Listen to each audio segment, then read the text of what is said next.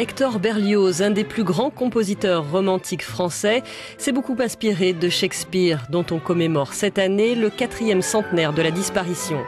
À Toulouse également, on a célébré le poète anglais en programmant le dernier opéra de Berlioz, Béatrice et Bénédicte, inspiré de la comédie Beaucoup de bruit pour rien.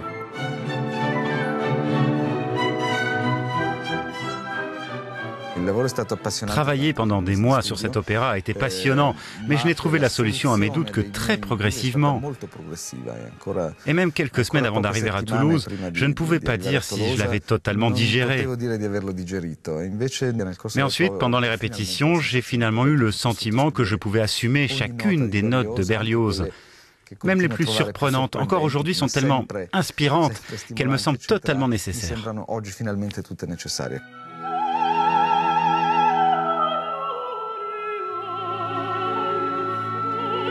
Berlioz a délibérément choisi de se concentrer sur une seule des intrigues qui composent la pièce de Shakespeare.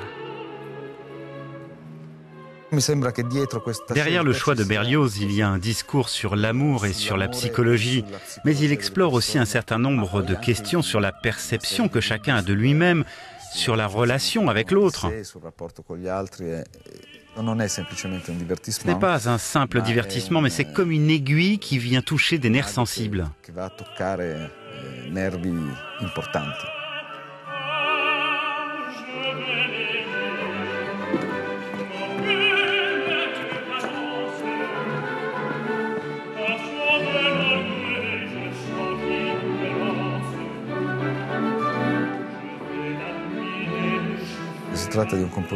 C'est un compositeur dont le langage musical est profondément enraciné dans les modèles classiques, bien que Berlioz évolue par rapport à ces modèles et les enrichit.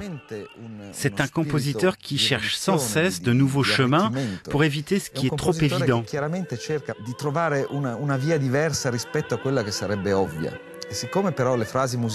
Mais étant donné que ces phrases musicales, ces chemins harmoniques paraissent assez classiques à première vue, j'ai été quelque part frustré et un peu perplexe face à des phrases qui commencent d'une certaine manière et se terminent là où on ne les attend pas.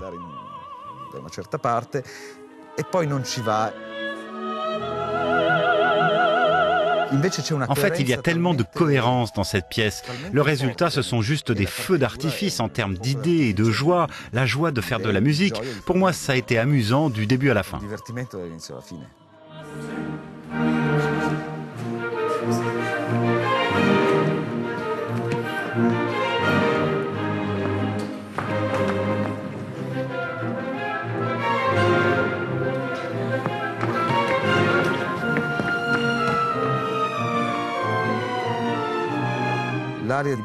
L'air de Béatrice est un morceau extraordinaire.